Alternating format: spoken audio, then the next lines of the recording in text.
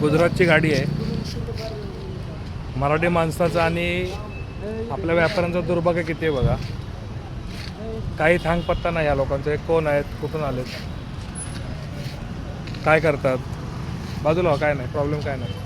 गरीब इंसान आपकी रजा लेके हम. आणि संपूर्ण गाडी यांनी भरलेली होती खारीकची. सकाळी बघितलेली, आता संध्याकाळ व्हायला आली. संपूर्ण माल यांनी खाली केला आहे. याच ठिकाणी मराठी माणसाने जर व्यवसाय करायचा म्हटला तर त्याला अशा प्रकारचं गिऱ्हाईक मिळत नाही.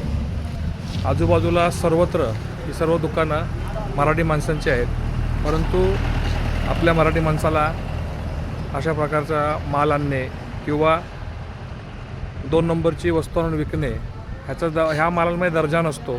त्यामुळे आपली माणसं व्यवसाय करत नाही. परंतु अशा प्रकारे अनेक परप्रांतीय व्यापारी येऊन स्थानिक मराठी माणसाचा व्यापार लुटत आहेत. ते आपल्या लोकांच्या लक्षात येत नाही.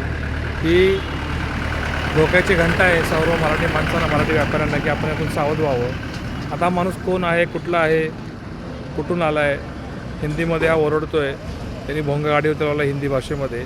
तो माल कुठला आहे, कशा प्रकारचा आहे, त्या मालाची गुणवत्ता काय, ह्याबद्दल कोणाला काही माहिती नाही. उद्या ही माणसं निघून जाणार आणि अशा वस्तू खाऊन जर माणसं आजारी पडली त्याला जबाबदार कोण, यावर कोणाचं नियंत्रण नाही.